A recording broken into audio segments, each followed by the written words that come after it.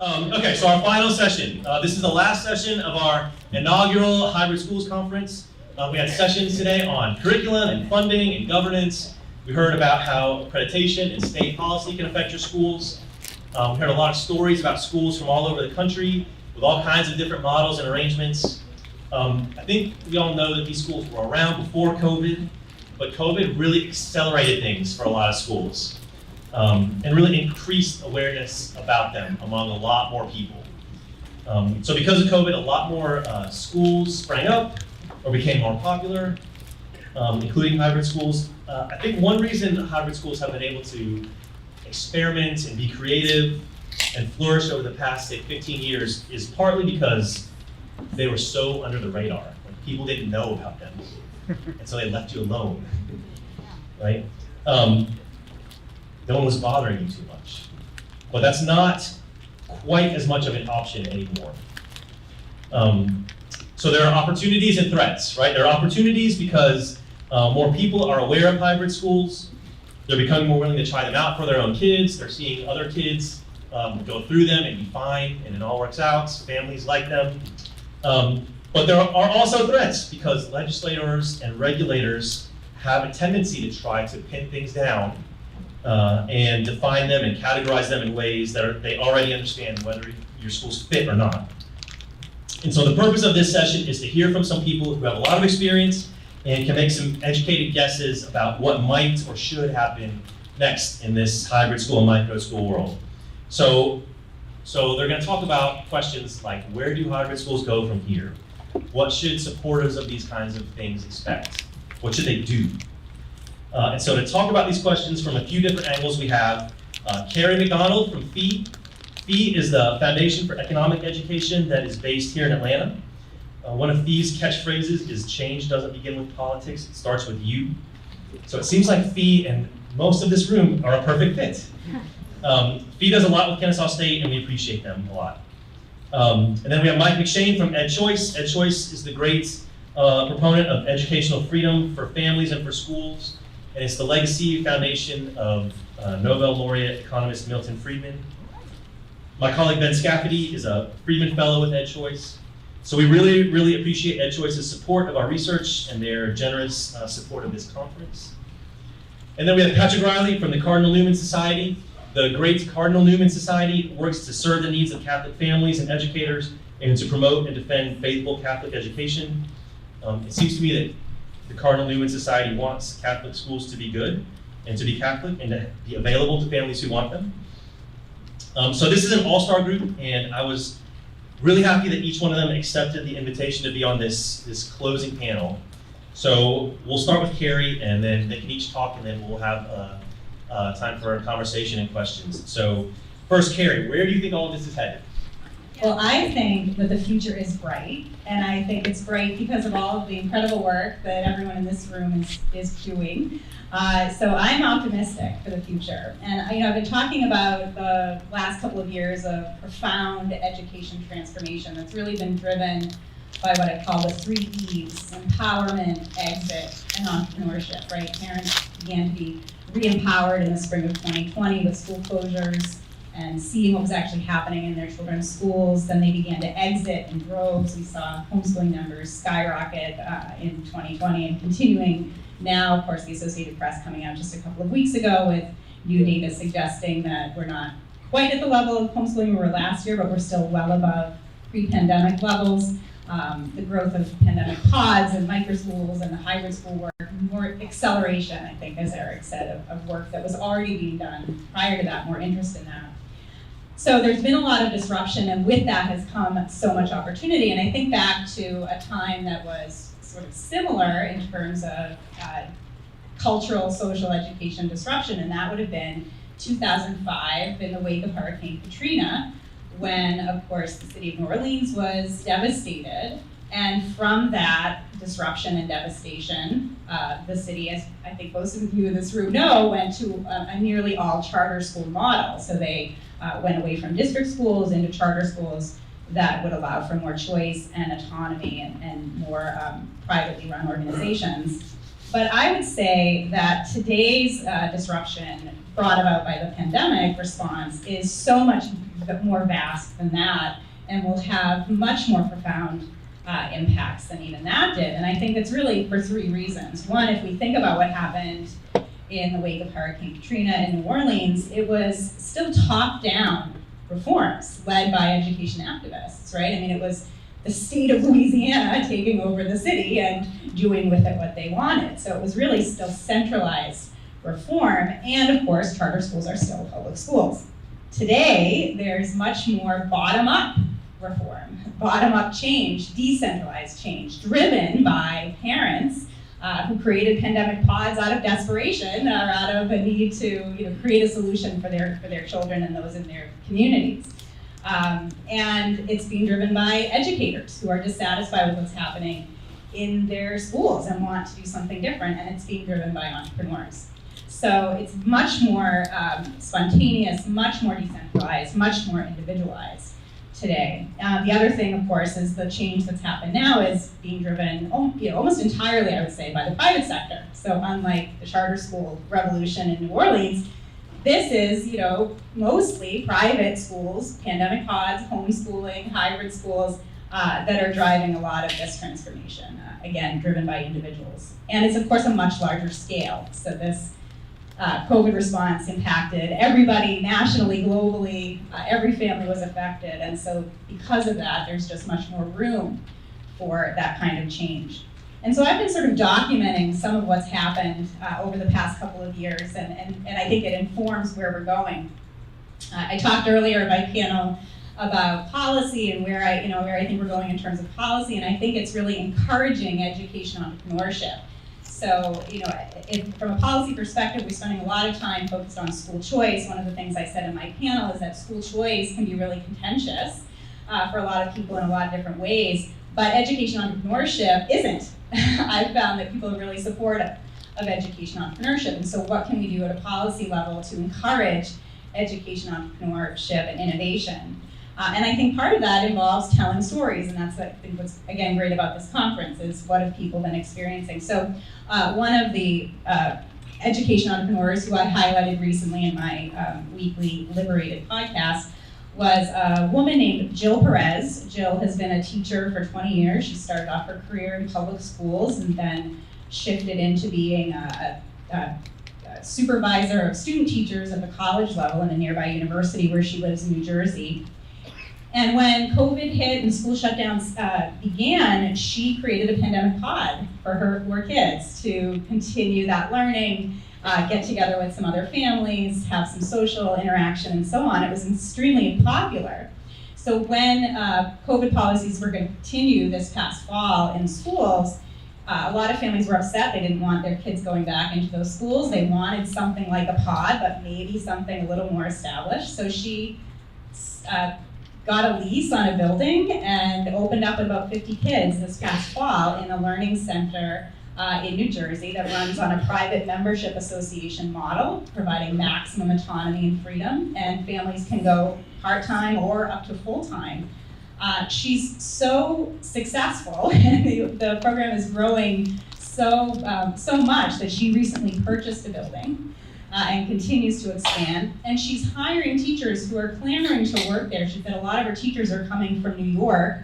They were teachers who were not happy with some of the COVID policies that were occurring in public schools in New York, and were thrilled to come into her program. And she said in my podcast, she said, these are my thinking teachers. We're so thrilled to have them. They are our independent, questioning teachers, and they're really making an impact in the program. So I think we're going to continue to see more of that, more of this edupreneurs, educators turning into entrepreneurs like many of you, as well as parents trying to solve a problem for their children and then figuring out that they can expand that. I talked earlier today about another parent who kind of turned her pandemic pod playgroups into a learning center in Massachusetts, which is where I'm located. So I think there's a lot of movement there, kind of this decentralized parent-driven approach, but I also think there's a lot of room for entrepreneurship on a larger scale. And I know some of you are already thinking that way. You're thinking about how to scale your organizations, how to move beyond your particular county or your particular state and impact more students. And I think we're going to see more of that. And I think we're already seeing that when we think about scalable venture capital backed education entrepreneurs. So I'll give the example of one of my favorite startups right now that's kind of emerged during the COVID response, and that's Kipod Learning. Some of you may have heard about them. They're a Boston-based ed tech startup located just in Newton, just outside of Boston, run by Amar Kumar, who spent much of his career working for Pearson Online Learning, and he saw that a lot of kids were really thriving with remote schooling, that even though for many children it was a kind of disastrous experience, for some kids it was working out really well, and they discovered the kind of the joy of virtual schooling and the personalization. And so he said, well, how do I bring the best of that and solve the problem of the kind of social aspect? How do I get the kids together and provide that kind of community and mentoring with adults and so on? So he launched Kipod, was able to get into the prestigious Y Combinator Startup Accelerator program in Silicon Valley, came out of that with about $1.5 million in startup funding, seed money, and is well positioned to continue to go through several series of venture capital. And we've seen ed tech grow certainly over the last several years. It went from a $4 billion venture capital backed industry to now $21 billion, again in just about a 5-year period. Most of those ed tech startups are online platforms, most of which are serving conventional district schools, but we are seeing some movement and a lot of energy in this kind of more homeschool and hybrid space, and Kipod's a perfect example of that. So what that does is, what Kipod does is bring together small groups, about 8 to 10 students, multi-age, where they choose with their family what is the online learning program that family desires. And so it's ultimate customization, personalization in terms of curriculum for the family. They're the ones deciding individually.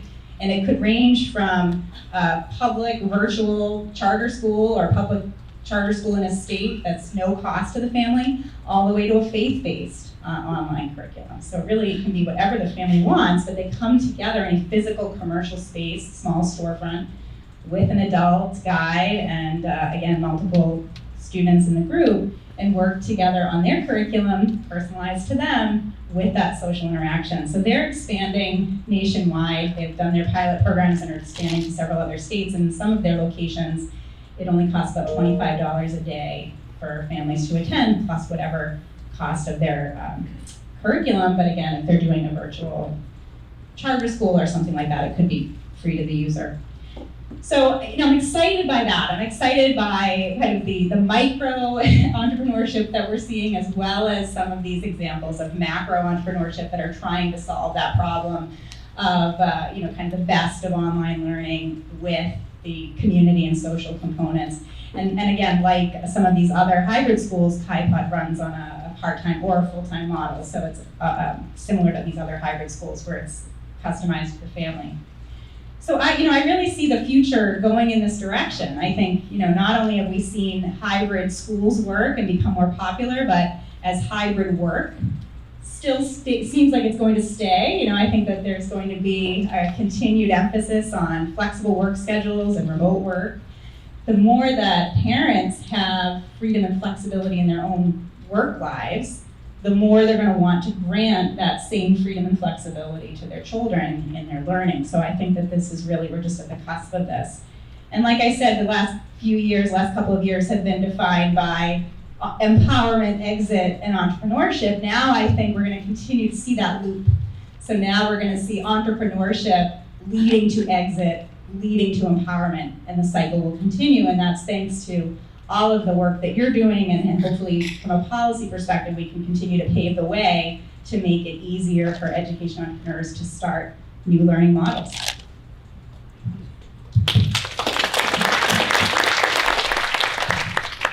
That's great. It's been wonderful to tell me this is working. You know what? We're just gonna go. It ain't broke. Look, it's been wonderful to be with y'all these last couple, or yesterday and today.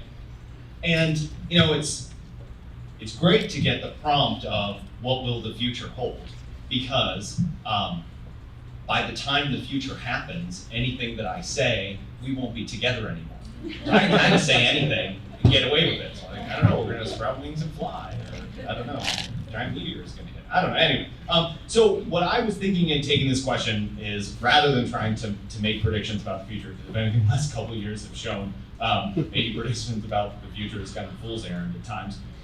And especially based on a lot of the discussions that have been taking place today, I want to think more about the kind of future of this sector and what are the kind of questions or what are I think really the kind of tensions that are going to shape what hybrid schooling looks like over the course of the next few years. And so I don't necessarily have any answers for you, but I think just based on these discussions, I think there are some questions. And I'm always a big believer of that saying, that a plan is nothing, but planning is everything. And in some ways, like the actual way that you might answer these questions, different people in the room might answer them differently, but the exercise of thinking through them, I think might actually be helpful, or I certainly hope so. So the first tension, and I think this was on display multiple times in conversations today, is kind of formalization versus ambiguity. And what I mean by that is, in the first panel this morning that I was listening to, words that I never thought I would say, there was a fascinating discussion about accreditation. Again, testament to the wonderful work, Eric, you were able to put together a conference where that was a true thing. And I see people are nodding their heads because it was actually a really interesting discussion about hybrid schools getting accredited. And part of this is the fantastic work that NOMS down in Texas has done to work with national accreditors to accredit hybrid schools, and the systems accreditation that they've done is super interesting. But at other points today, there were discussions about certification, teacher certifications, or different sort of school certifications, aligning to state standards and others. These are all efforts that schools might make to become more formalized. And maybe schools started as more informal organizations, but if you want to get accredited, if you want to have certifications, if you want to align to state standards, those are all kind of decisions where you have to formalize things. And so there's this tension, right? Because so many of the folks that are here and so many of the schools that are maybe in their earlier years value the autonomy, the independence, the being able to kind of build the plane as you fly it and change as circumstances dictate. And so how you fall down on those questions. I mean, we saw this great, some folks saying, oh, accreditation is totally for us and we want to have this sort of process. And other folks saying, no, it's not necessarily for us. I think that's really interesting. And again, part of what makes hybrid schooling so interesting, and I think it makes it sort of invigorating for those of us that are in the room, and maybe headaches for people that are outside the room, is that like, the way I've always thought of it is like the education policy world, so this is in districts or in state departments of education and others, like people love PowerPoint, and they love PowerPoint slides that have like boxes and lines and arrows, right? And it's like, whenever you go to like a state board of education meeting, it's like, boom, it's like up on these screens. And it's like, no, but like, what box does this go in? And what arrow connects it to the other boxes? And like, if you don't have that answer, people are just like, what? Like, no, but what box does it go into? And look, and this is the problem for me as a researcher, right? Like, part of the job of a researcher is to like define things, right? Like, this is a dog and this is a cat, right? But the work that's being done here, even sometimes within the same organizations, serving different communities, doing different work, it's all about that kind of ambiguity. It's about that fuzziness. It's about that's changing at times. So thinking about how to balance those things, try to get the most of each, I think is something that's going to shape the sector as it goes forward. The second thing, a sort of question that people have to ask is, working within the system or working outside of the system? So a great panel we just had was all about charter schools that are here, but even folks that are working, within school districts or others, or even if they're private schools but choosing to participate in the panoply of new programs that have cropped up to help fund things. I mean, we think about the kind of pros and cons of this, right? The pros, there's more money available today than probably ever before, from either the charter school sector or all of the 60-something private school choice programs that exist across the country, various other things that are being done to try and support schools that can make this option free for kids, right? And depending on the population that you want to serve, and if you believe this is something that lots of kids can benefit from, choosing to participate in the system and access the huge amount of dollars that are available there, you know, there's definitely a pro there. Another great something that someone said this morning is how much being part of the system can be kind of CYA, right? I think it was our friend in Florida there, talking about how, look, when you have these things, if you're gonna have children in a building, like things can go wrong. And so actually being part of structure and stuff, having that kind of safety, that sort of insurance of participating in it, there's definitely sort of a pro there. Now, depending on the state, there could be other benefits of participating in charter schools, in charters or in programs or others, whether it's sports or extracurriculars or those things. And then also there's this question that I think has been kind of hovering in several different discussions here about kind of credibility and legitimacy, right? That oftentimes the choosing to participate in the system, and part of this was in the discussion of accreditation and others, but making sure that people recognize that these are credible, legitimate schools that are taking place. So those are all kind of on the pro side. Now, obviously, there's the con sides as well, right? That choosing to participate in the system can mean a loss of autonomy with respect to things like regulations and others, that anytime you choose to take money from the government, it can be kind of a camel's nose under the tent, where suddenly more and more restrictions are put on that money, and you can do things that you ultimately might not want to do. Also, anytime you're kind of choosing to participate in any of these programs, you're making yourself subject to kind of the political winds, right? So your state could have an awesome, charter school law now, or could have a big, wonderful private school choice program, and 2 or 3 elections from now, that could be different. And if you've built your whole model around that and the money's not there anymore, that's definitely a huge downside risk to deal with. And then even more just kind of picky you in details of like, do you have to participate in like the pension system? And if those things are gonna be problematic in the future, things that, aren't even necessarily, that you don't have to deal with right now, it could be a problem in the future. So working within the system or outside the system, I think is gonna be one of those questions that shapes it going forward. And the last one is something that I've been thinking about again, about throughout the conversations today. And I don't know exactly how best to describe it, but it's sort of this idea of kind of like working with friends or converting foes or converting skeptics. And what I mean by that is there's been a lot of conversation today of like where people are choosing to locate, where people are saying, hey, I want to start a new school, or I want to start one of these. We want to go to some places and we don't want to go to others. And all of these are for perfectly reasonable reasons. There are certain states that are certainly much more, in cities and districts that are much more hospitable to this form of schooling than others are. It's absolutely true.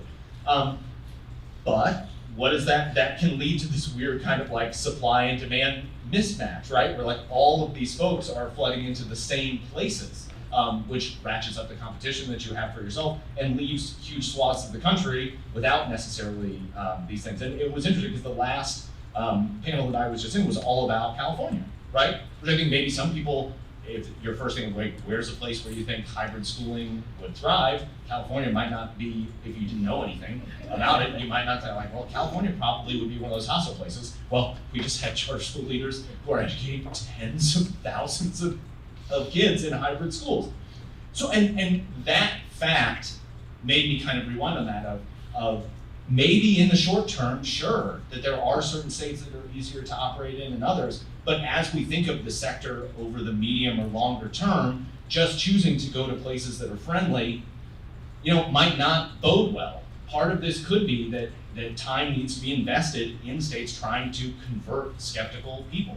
Obviously, it's harder to do. It's an uphill slog, but I think that it's important. And again, if folks believe in this sort of model, that's what it's going to take. So again, like I said, I don't necessarily have answers to these questions, but I do think wrestling with the kind of formalization question, wrestling with this, whether to work within or outside of the system, and wrestling with how to think about people who might be skeptical, whether it's to say, listen, we want to go somewhere else, or we're going to stay here and try and sort of change hearts and minds on that. I think those are some of the things that are going to shape if we, Lord willing, get back together here in 5 years or 10 years in this conference. At that point, we'll be on this group. Well, definitely next year. I'm just thinking, based on the trajectory, in 10 years' time, there'll be like 40,000 people here. So it's like, so when the 40,000 of us get together, we're like in the stadium across the way. I think those are going to be the things that shape what the system looks like. Thanks.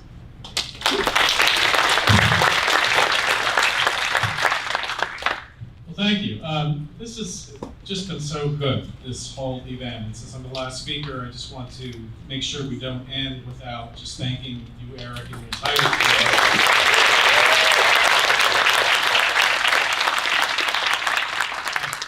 Pages of notes and so much to think about afterwards, so just really great. It may seem a little interesting to end on a note where we're talking specifically about Catholic education. That's where I work in that sphere. And yet, on the other hand, as I was a little nervous about that, and then as I'm listening to everyone talking about all of their different experiences, it almost defines exactly what we're about, right? That we're all working within specific spheres with specific purposes, with a wide variety of missions, and yet there's so much that's instructive in what everyone is doing for each of us, and we kind of have to listen for those things. So I'm hoping that I can touch on some things with the experience of Catholic education, the opportunities that I see for hybrid education in Catholic education, and then also from that experience to talk about one reason why I have a certain uncertainty about the sort of the future, where this all goes, but then also end on an optimistic note where I really see this being such an important shift for all of us in all of our different realms. So first of all, in terms of Catholic education, why do I see great opportunities for hybrid education, for these innovative models? First of all, Catholic education, in terms of when we talk to Catholics today, and I talk about Catholic education, it frustrates me to no end that they immediately think only of the parochial school and not the broader purposes of what are we trying to do with Catholic education. And if that is our entire idea of Catholic education, what's been declining steadily, somewhat rapidly, over the last 60 years. And so we must innovate or die in terms of Catholic education.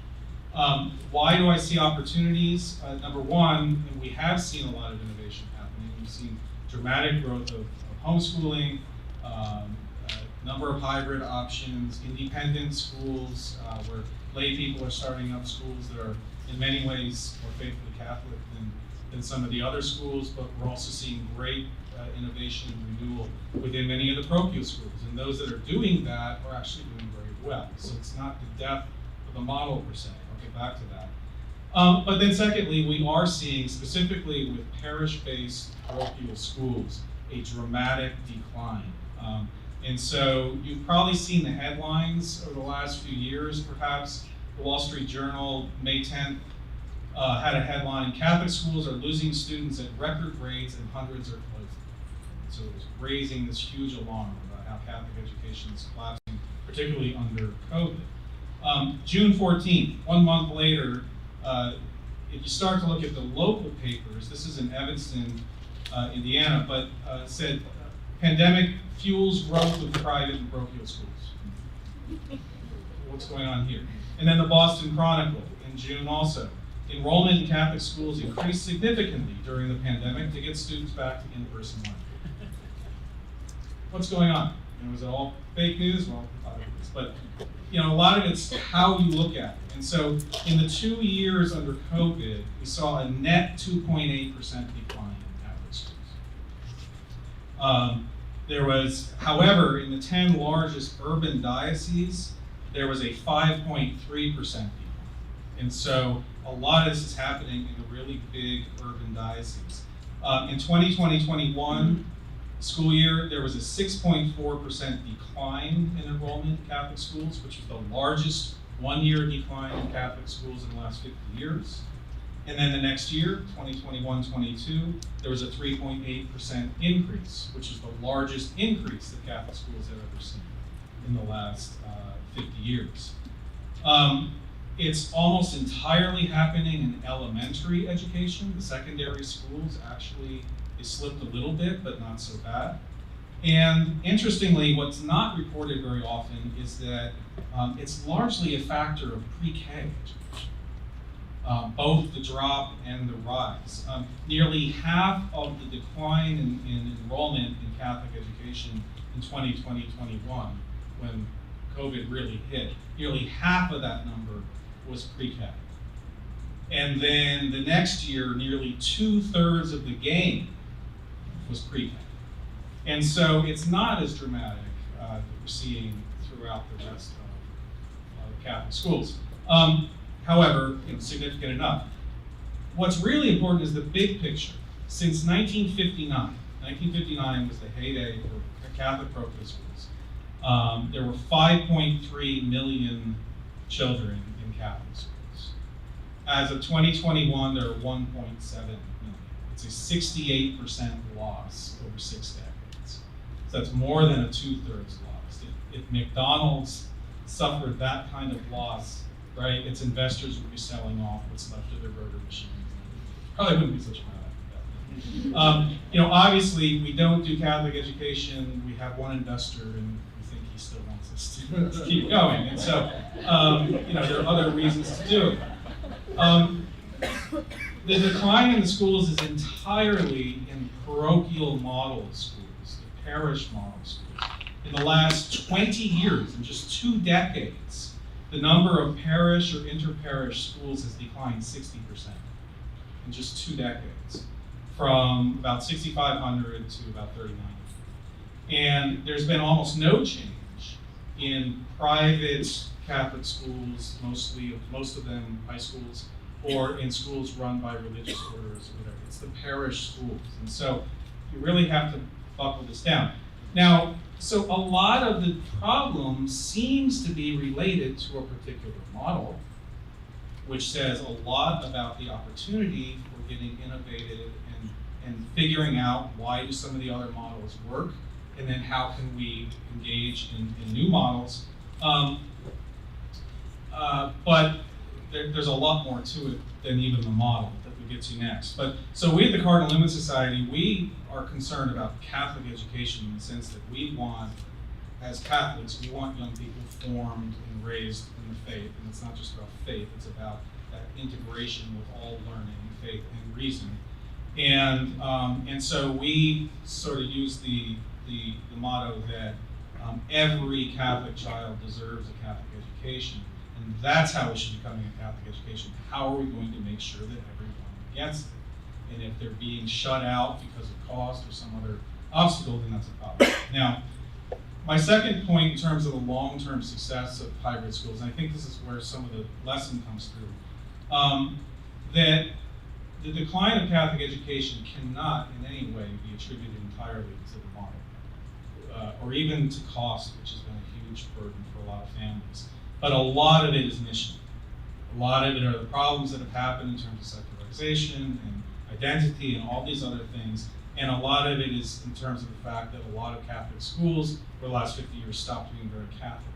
And so they lost their attention to their mission and focused on preserving the school, the entity. And so many Catholic families today, especially those who are most faithful, don't trust Catholic schools.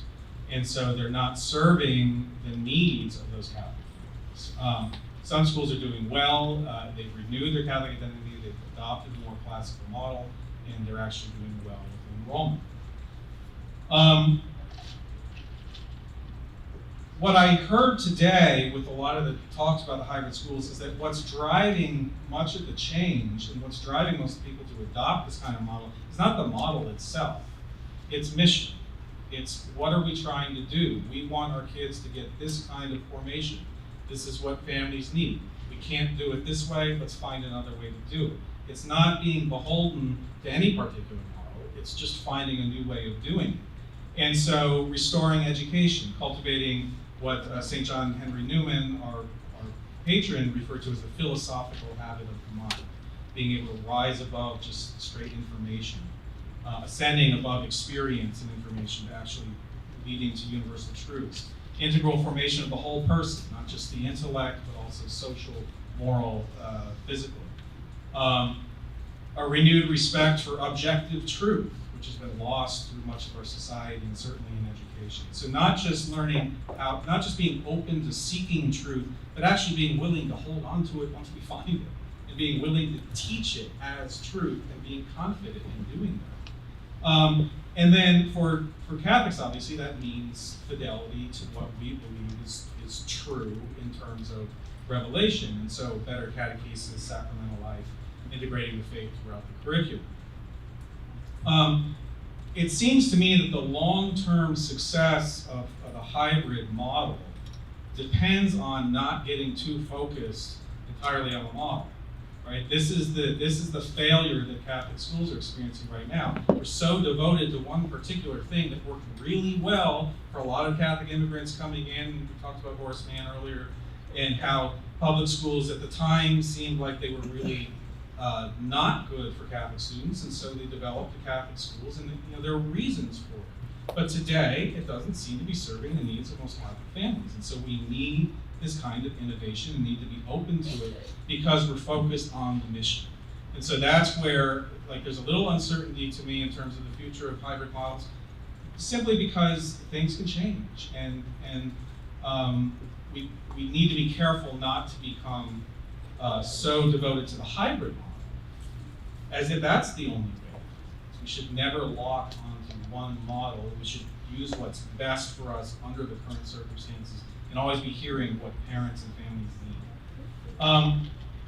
In that, I see, my third point is I see a really exciting aspect of all of this, and that's the real optimism I see in this. And there's a huge, important shift happening.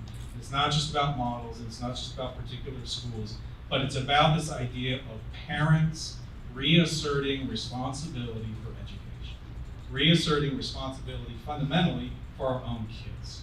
And unfortunately, I think that Western society has generally, over the last few centuries, turned our kids over too much over to whatever institution it may be, whether it's the church, whether it's government, whether it's something else, but this idea that education is about handing our kids over to someone else to do it.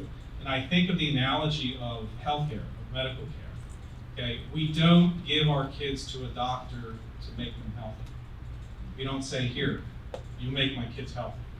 No, we are responsible for the health of our kids. We go to doctors because we need their expertise in order to help us in the case of emergency aid, consultation, prescription, evaluation.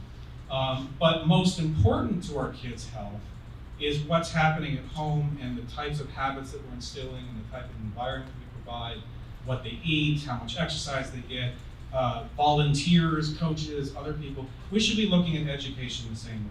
And it's not about handing your kids over to an institution to be educated. It's about taking responsibility for the education of our kids and finding those who can help us in that way without ever relinquishing our own particular responsibility. And I think that's very exciting about this whole shift and this whole innovation. And it's the reason why the hybrid model works so well, because it does respect the parents. That's it.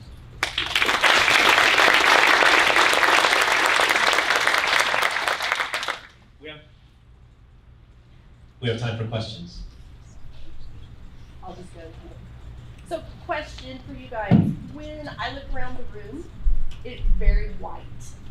And this has been a historic criticism of homeschooling. It's been a serious criticism of learning pods or pandemic pods when they were coming forward.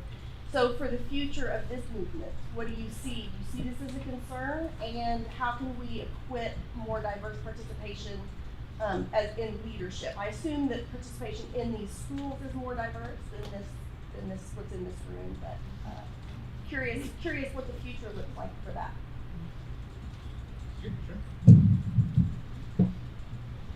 I think you're right, although I'm encouraged by the Census Bureau data that I'm sure many of you saw from 2020 that found a 5-fold increase in the number of Black families choosing to homeschool between the spring of 2020 and the fall of 2020. And Black homeschoolers then became overrepresented in the homeschool population compared to the representation in the general K-12 school-age population, so more than 16% according to that data of Black students in the homeschool community versus 15% in the general K-12 school-age population. So I think that there's a lot of momentum there, a lot of interest, and I think, again, it goes back to empowerment, exit entrepreneurship, and continuing that on a loop. The more that we can provide these options and make them affordable and accessible, the more diversified the movement will be. Again, the only thing I was going to add to that is just like intentionality around that. I mean, I think I'm really encouraged. I unfortunately I have this right in front of me, but like the great work that Vela is doing and others, where it's about being intentional about the types of founders that you're looking for, people who are starting schools and others, and making sure, one of the things that we've seen in the startup space and others for a long time is that there hasn't been sort of the same access to capital across communities. And it's not just across racial lines, geographic lines and others, but so just being intentional about saying, hey, look, if we're going to create in the philanthropic world, we're going to create these pots of money to help people start schools, to think about what that portfolio looks like. Who are the founders that you're funding? Who are the students that they're serving? And doing everything possible to cultivate that and make sure that the sort of money's following that. I'll come around.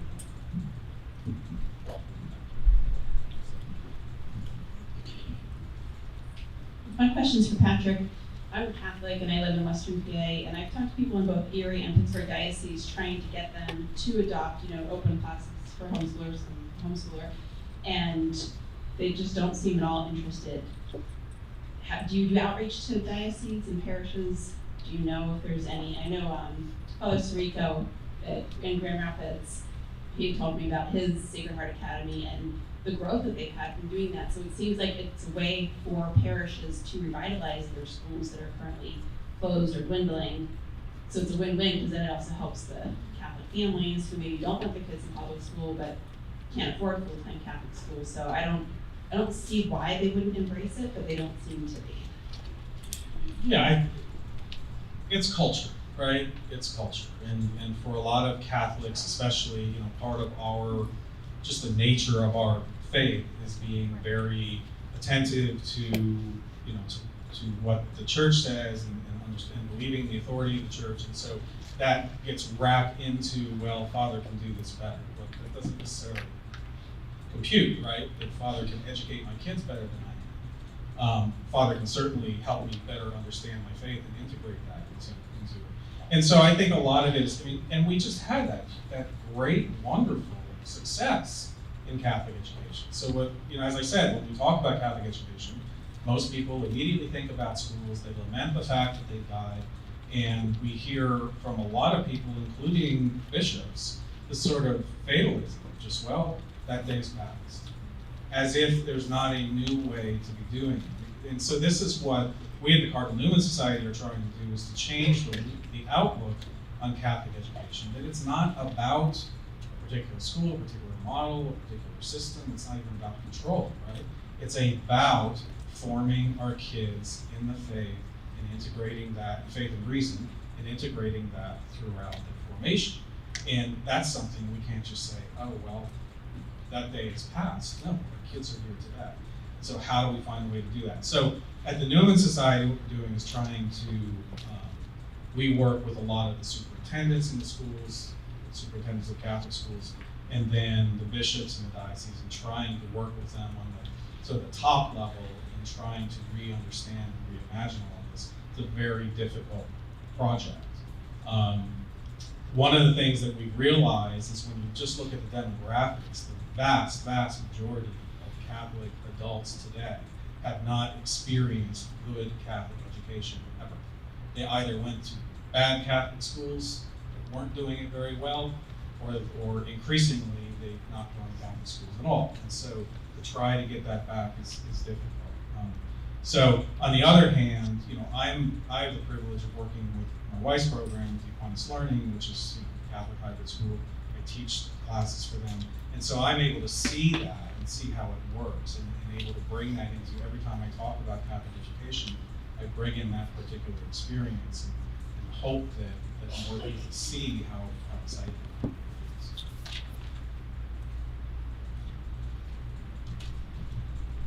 Over here. You get your workout, Eric.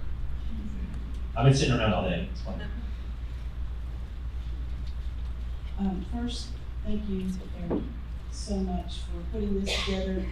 Thank you all for being here. I've never been more encouraged. I've been doing this for 17 years, and this is like the highlight of all that. just to see so many people who are, and this is the tip of the iceberg, so many people entering into this alternative and these options. But my, the other little dark person sitting on the other shoulder is saying, what happens when the ideologies clash? When the teachers' unions see this and go, uh-oh, we better do something. And the people who believe that the state owns the children, what did we do to combat that? Yeah, I think that's a fantastic question. So I think a couple things. I think about this a lot lately because, like, in some ways, like, on a broader level, folks that have been sort of against school choice in general, I think it has dawned on them now that that's a losing argument. That they've tried to do, well, when they say school choice, they actually mean whatever. And most people realize that school choice is not actually two complicated words when put together. People say, like, no, I'm pretty sure when they mean school choice, it just means people want to choose their schools. So I think that the opposition to schools like this is actually changing. And again, some of, I think, our friends from California are kind of the harbingers of this, that rather than doing more of the kind of in your face, like stopping things, it's more gonna be like death from 1,000 cuts. So it's gonna be like, oh no, totally.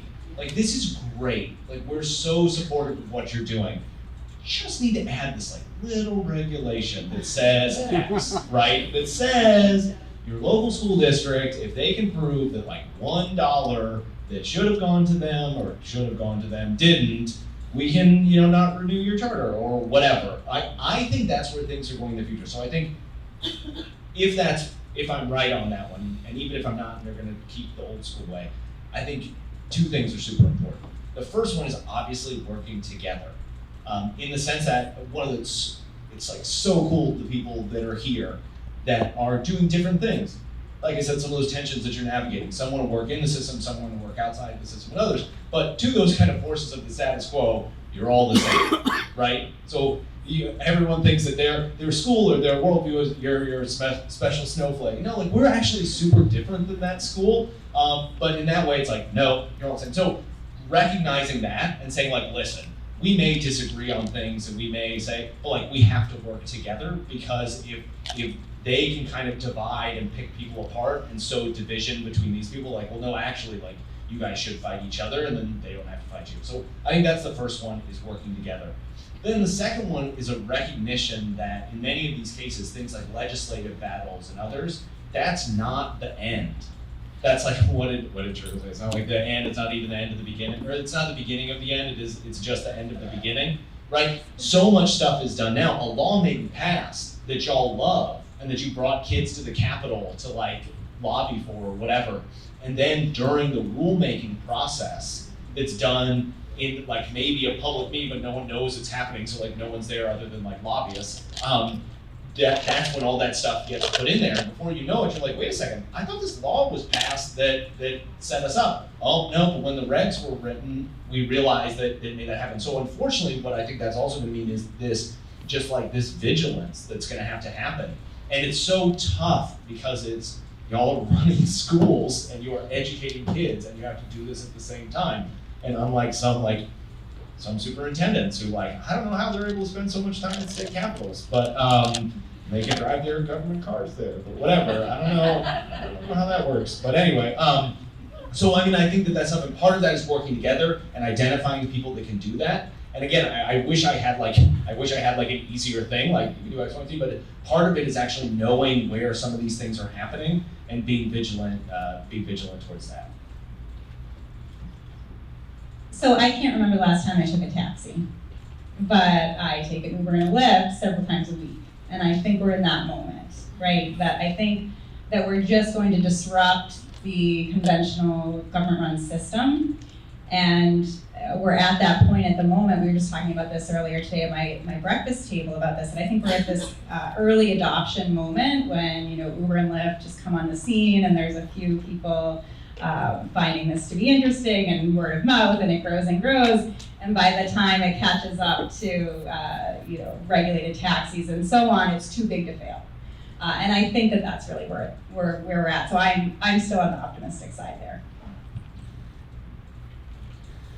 I'm just going to add one point on a specific aspect of that, which you may not have been intending to get into, but the whole idea of the issue of religious freedom. And that's where I think that there is a serious danger, although a lot of optimism also. I mean, we're winning the cases on religious freedom. So any of your programs that have a religious basis, the courts are coming down on the side of the First Amendment with regard to religious freedom, but it's really washing out to where it basically what's happening is that in order for any institution to be protected under the law, to do things under the protection of religious freedom, the institution, the organization needs to be very, very careful and well prepared in terms of making sure that the mission statement, the division statements, the position descriptions, every single thing that you do needs to be clearly tied to a religious mission,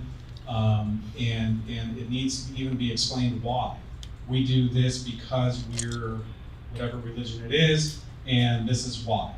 And if you do that, then you're pretty well protected under the law. If you don't, we've got an increasingly secular society that more and more not only is distrustful, but just simply doesn't understand what's required. And we've got a lot of Catholic schools that will say, well, I'm Catholic, so of course I have to do this. Yeah, except that there are other Catholics who will say, no, we have to do this, right? And so you've got a real problem where there's a lack of understanding, and most courts don't really understand the needs of a religious institution. And so it has to be laid out very, very clearly. And this, I do worry, so many of these programs, they're small. They're mom and pop in the sense of just a few people doing this. And this is the kind of thing that gets set aside until the lawsuit comes, and then it's too late. So I do strongly encourage people to make sure they have very clear policies that are consistently implemented in terms of their religious identity, if they're a religious program. I think we have time for one more. Anyone more?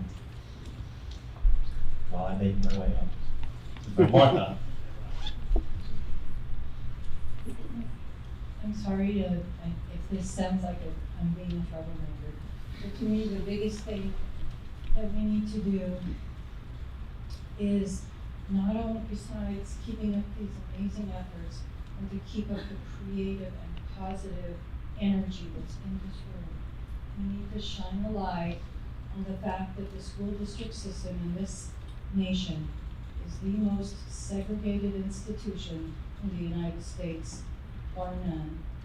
And the real estate industry helps to keep that where it is. And if we don't do that, they're going to keep fighting. And in many states, they'll keep winning. That was not a question. That did not enter the question mark. But we'll call it. So I'll make thank you again to the panelists.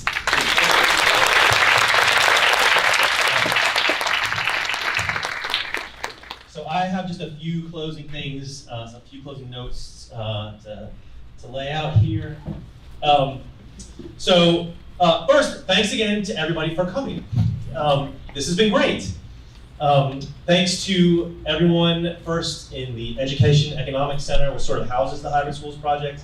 You may not have noticed that there were a bunch of economics professors running around all weekend, just sort of handling things. They're very efficient people, right? So you didn't notice. John Thompson and Greg and Krishna Regmi and Ishaq Fazlul and Christine Law, and especially our director, Ben Scafferty. Thank you so much for making this all happen for us. Thanks to the Dean's Office and the Coles College of Business was really helpful to getting stuff done. The KSU Center staff have been great, and lots of other people at Kennesaw State. Thanks to our major supporters who generously paid for all of this, the Tommy and Chantal Bagwell Foundation, Charles Koch Foundation, Ed Choice. We also had other generous supporters outside the Homeschool Legal Defense Association, Gifted Unlimited, and Bookshark. So if you haven't visited them yet, go visit them before you go. I said this last night, but we really didn't know what to expect when we sort of put the link out for people to register for this. But you know, part of the value is just doing it, and it turns out that that kind of works. Like your schools just kind of work if you just do it, right? Just to close out, I have one announcement and two requests. My first request is, if you're with a school, please take our survey in the fall. So this annual survey is the basis of a lot of research on hybrid schools and microschools, and it will help color in the picture some more in terms of how these schools work, where they are, how they differ from each other, right? So just beyond our sort of research or curiosity aspect, for us to have a bigger response and to be able to kind of coherently discuss the variety of forms that these schools take around the country, you know, as charter schools, as private schools, as groups of homeschoolers, as combinations of all those things, that I think that actually helps make the case for regulators to leave you all alone, right? To box them out a little bit. The legislators are used to writing bills for schools or for homeschools, and now they're kind of trying their hand at writing them for hybrid schools. But I think just the ability to show that there's not really a third way, there's like 300 ways in between all of those things, will help things. And that these legislators should be very careful if they're going to try to write hybrid schools into bills, and they should be careful when they're writing other education bills not to accidentally step on hybrid schools. So when we put out the call for the survey in the fall, and when we do our follow-up survey in the spring, please fill them out and tell your friends to fill them out. So related to that, we also have we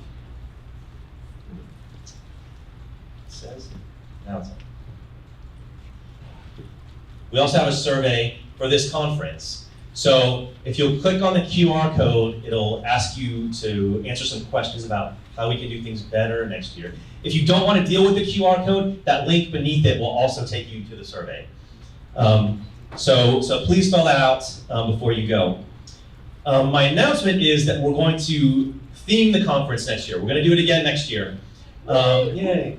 This year was the inaugural meetup, but in the future we're going to have kind of a more intentional theme connecting some of the panels.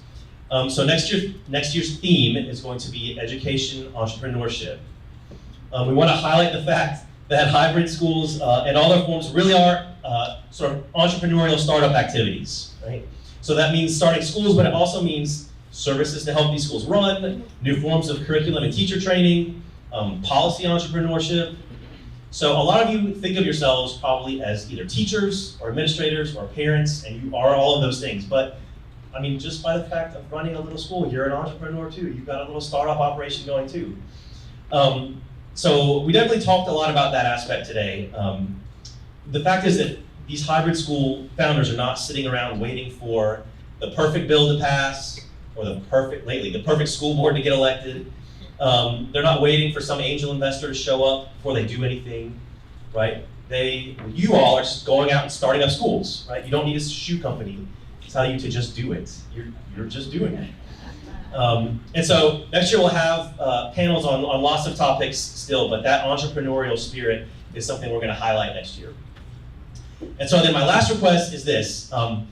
Please promote the conference. The KSU Center has been great to us, but from what I've been hearing, we may need a bigger boat next year.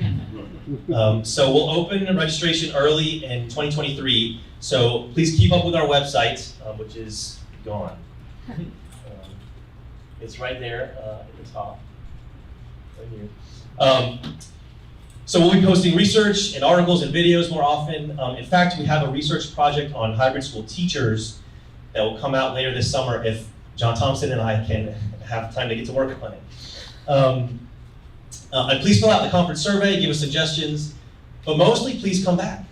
If you want to receive occasional email updates and alerts from us, you can sign up for the website.